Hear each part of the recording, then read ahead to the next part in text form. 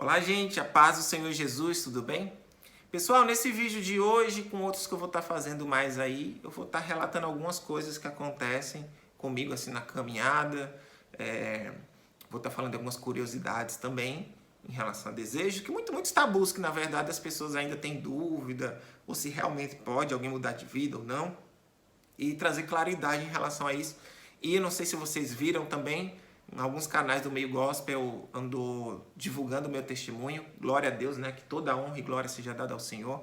Fiquei muito feliz em ver isso. Só que no mundo sem lei das redes sociais, né, muitas pessoas andaram aí me atacando, né, mandando mensagens, inclusive até para pessoas conhecidas minhas, dizendo barbaridades. Meu Deus do céu. Gente, eu acho isso incrível, né? O fato de eu ter mudado de vida e pregar uma verdade que é bíblica, né? E na intenção aqui não de condenar, mas na verdade de direcionar essas pessoas com a verdade da vontade de Deus. E se eu falo isso é porque eu vivo isso e tive experiência com isso, com Deus, né? E, enfim, teve uma pessoa aqui, ó, que escreveu o seguinte: você continua sendo homossexual, mas que rejeita e não vive a sua sexualidade. Isso é lutar contra a sua própria natureza. Lutar com uma luta impossível de vencer. Essa pessoa primeiro já está afirmando que eu sou homossexual e que eu estou rejeitando uma sexualidade na qual não sinto falta, e fala que eu luto contra a minha própria natureza, só que a minha natureza e minha identidade em Cristo, eu sou filho, né? E com os propósitos de Deus, que é a família, que Deus deixa isso muito claro em toda a genealogia bíblica em relação a Gênesis e outros versículos mais, ou até o próprio Abraão, né, que foi chamado para ser pai de uma grande nação. Então a gente compreende que o propósito de Deus em relação ao homem com a mulher é a família, e que todo sexo, ato sexual que seja antes de uma aliança abençoada por Deus, que seja um casamento, seja antes ou depois como adultério, que é um pecado de fornicação, é um pecado com Deus. Isso seja para quem é hétero, isso para quem seja homossexual. Se você estudar as cartas de Corinto, Paulo deixa muito claro que ele confrontava a imoralidade sexual, a divisão da igreja, e que ele trazia a centralidade de Cristo como o único caminho, como o centro das nossas vidas. Jesus fala: eu sou o caminho, a verdade e a vida, e ninguém vem ao Pai senão por mim. Então, imoralidade sexual é todo ato sexual feito fora de uma aliança abençoada por Deus, que é o casamento entre um homem e uma mulher. Então, se há cobrança para quem é heterossexual, há uma cobrança para quem é homossexual. E o pecado da homossexualidade está basicamente nessa daí. Então, se você entender que a gente não pode demonizar quem vive a vida homoafetiva como um pecado mortal, porque é um pecado como outro pecado, deixando isso muito claro.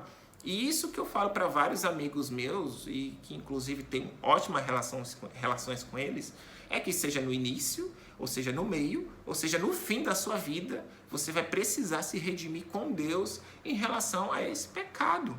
Nós pecamos todos os dias, a única diferença é que quando a gente decide se converter, a gente vai priorizar e viver os princípios de Deus. Então foi isso que aconteceu comigo. Tive uma experiência com Cristo, arrependi do meu passado, das coisas que cometi, e que hoje prefiro e tenho prazer em viver a vontade de Deus sobre a minha vida. Então, eu estou rejeitando sim a questão do relacionamento sexual homoafetivo, porque não é algo que me agrada mais. Então eu posso sim, com o tempo, e ainda mais com a afirmação do Espírito Santo, que isso não me atrai mais. O Espírito Santo te convence da verdade, do pecado e do juízo de Deus. Então foi isso que aconteceu comigo. De uma forma natural, eu deixei a homossexualidade por prazer próprio, de eu querer viver os prazeres que Deus tem comigo em relação à minha vida espiritual, com a palavra e a própria igreja, e quero viver os preceitos e os princípios de Deus, que é a própria família, e eu sempre tive desejo de ser pai. Então, é algo que eu busco em si. Então, assim, a sexualidade não significa, se você tem uma sexualidade aberta, não significa que você está debaixo da vontade de Deus. A gente sabe, como já expliquei e relato aqui de novo, todo ato sexual antes do casamento é um pecado. Então, quem vive uma vida aberta, seja hétero ou homossexual, a sua sexualidade aflorada e dá brecha a isso, então está cometendo sim um pecado com Deus, mas é um pecado que é perdoável, né? E que a pessoa deve se arrepender em vida, né? Como mais ou menos expliquei. É uma decisão.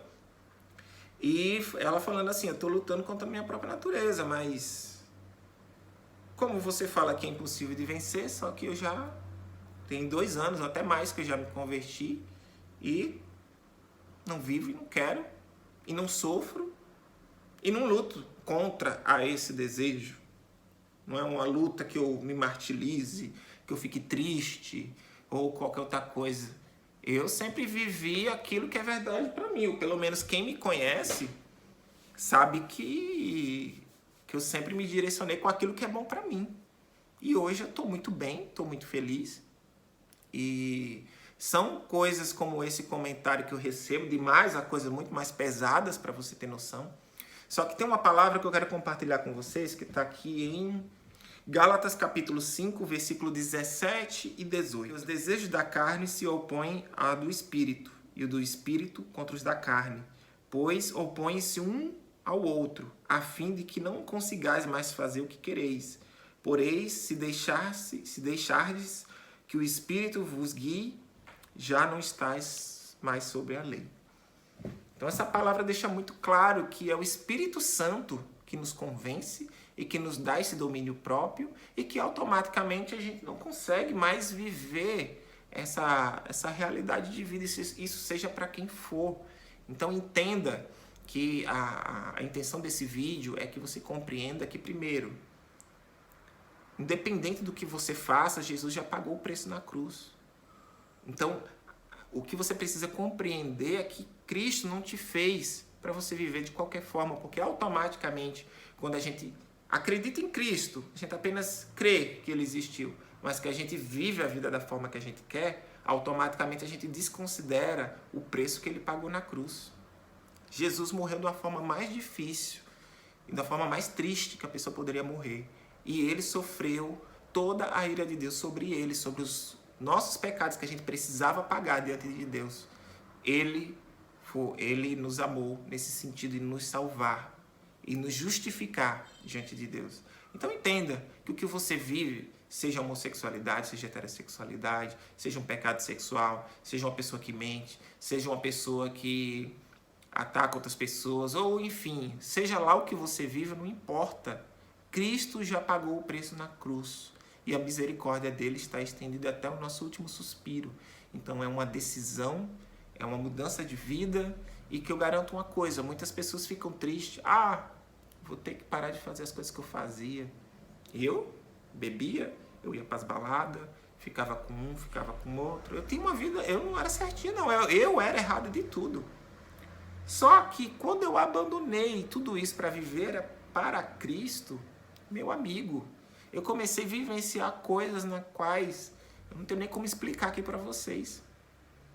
E que automaticamente, quando a gente abre mão de algo para Cristo, você acha que Ele não iria te abençoar com coisas muito maiores? Então você crê que a sua vida está relacionada apenas a ato sexual? E que a vida e o propósito de Deus é que as pessoas saiam transando um com as outras? Não, meu amigo.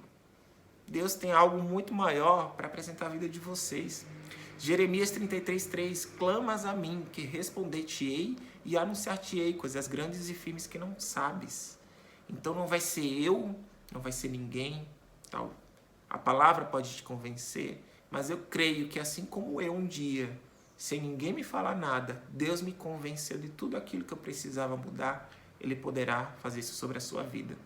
Não se sinta atacado, não se sinta mal por questionar essas questões aí, mas na verdade é que a minha preocupação é que muitos venham ser direcionados para o caminho do Senhor e que eles venham viver os seus reais propósitos, porque a carne se inclina para as coisas do mundo, para o pecado, mas o Espírito para as de Deus. Então não perca tempo com esse mundo. Jesus mesmo fala, o que adianta o homem ganhar o mundo e perder sua própria alma? Deus está te chamando para este caminho e viver uma vida plena na presença dele. Por isso que eu oro, agradeço a quem tiver assistido esse vídeo, peço que Deus abençoe a sua vida e que entenda, Jesus te ama, tem um plano na sua vida e te chama para viver coisas que jamais você pensou em viver na sua vida e coisas muito maiores do que você possa estar vivendo hoje. Que Deus abençoe.